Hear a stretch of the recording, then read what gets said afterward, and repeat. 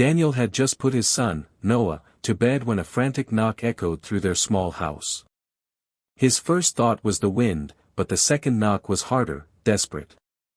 He opened the door to find a woman, disheveled, bruised, rain-soaked, collapsing at his feet. Her lip was cut, her clothes torn, her eyes full of terror.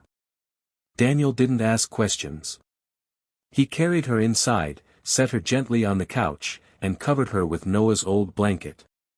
She whispered, "Please, don't let them find me," before losing consciousness. For Daniel, a single father who had once lost everything, helping someone in need was instinct. But as he looked at her fragile state, he couldn't shake the feeling that she carried a story much bigger than the storm outside.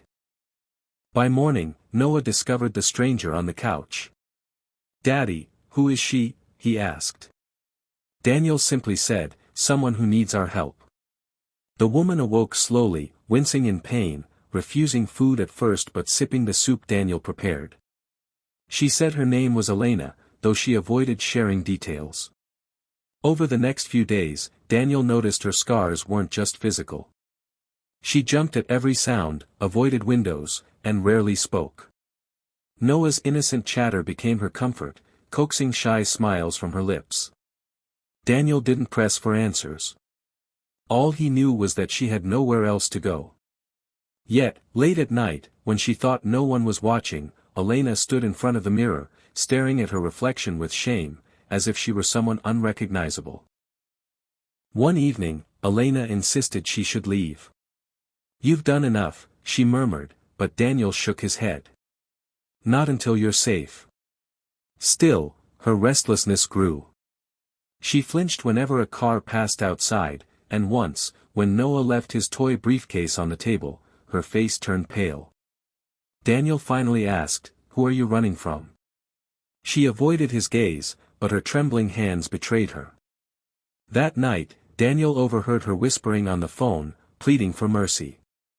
Her voice was steady but broken, like someone used to commanding respect but now stripped of power. The fragments, shareholders, betrayal, downfall, didn't make sense to him yet. All he knew was that danger wasn't far behind her, and by sheltering her, he was pulling himself and Noah into it. Despite the shadows in her eyes, Elena began to help around the house. She folded Noah's clothes, read him bedtime stories, and laughed softly at his endless questions.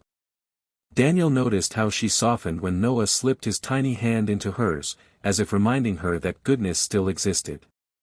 Slowly, trust began to grow between her and Daniel. One night, when Noah fell asleep on the couch, Elena confessed, "I used to have everything, and I lost it all."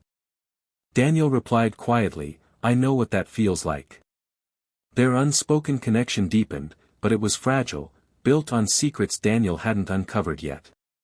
He had no idea that the woman mending her soul under his roof was the same one who once shattered his life with a single business decision. It was Noah who innocently brought the truth forward. While flipping through an old magazine at the library, he pointed at a glossy picture. "Daddy, look, it's Miss Elena." Daniel's chest tightened as his eyes scanned the article.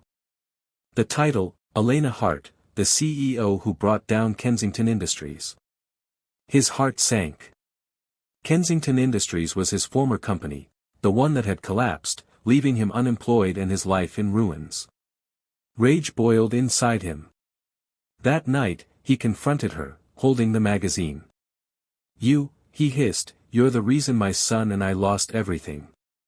Elena's face went pale. Tears filled her eyes. "I didn't mean for it to happen. I was forced." But Daniel turned away, his trust shattering. The woman he had taken in wasn't just a stranger, she was his enemy. It was Noah who innocently brought the truth forward. While flipping through an old magazine at the library, he pointed at a glossy picture. "Daddy, look, it's Miss Elena." Daniel's chest tightened as his eyes scanned the article. The title, "Elena Hart, the CEO who brought down Kensington Industries." His heart sank. Kensington Industries was his former company, the one that had collapsed, leaving him unemployed and his life in ruins. Rage boiled inside him. That night, he confronted her, holding the magazine. "You," he hissed, "you're the reason my son and I lost everything." Elena's face went pale. Tears filled her eyes. "I didn't mean for it to happen. I was forced." But Daniel turned away, his trust shattering. The woman he had taken in wasn't just a stranger, she was his enemy. The truth arrived violently.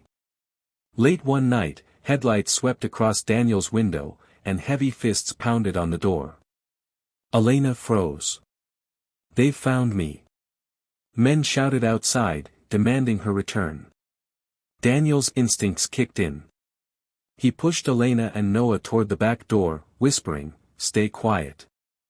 Run if you have to." The attackers broke in, but Daniel fought them off long enough for the neighbors to call the police. In the chaos, Elena clutched Noah tightly, her fear replaced with fierce protectiveness. When the police dragged the men away, Daniel finally saw it: Elena wasn't his enemy. She was a survivor, just like him. The morning after the attack, the small house felt different, safer, lighter. Elena stood before Daniel, ashamed. "I ruined your life once. I can't ask for forgiveness." Daniel studied her for a long time, then said softly, "Maybe we both lost everything to find something better." He wasn't sure if he could erase the past, but he saw the woman she had become, the one who read to his son, who cooked with care, who fought beside them. Noah hugged her waist, whispering, "Stay with us." And for the first time, Elena allowed herself to believe she could.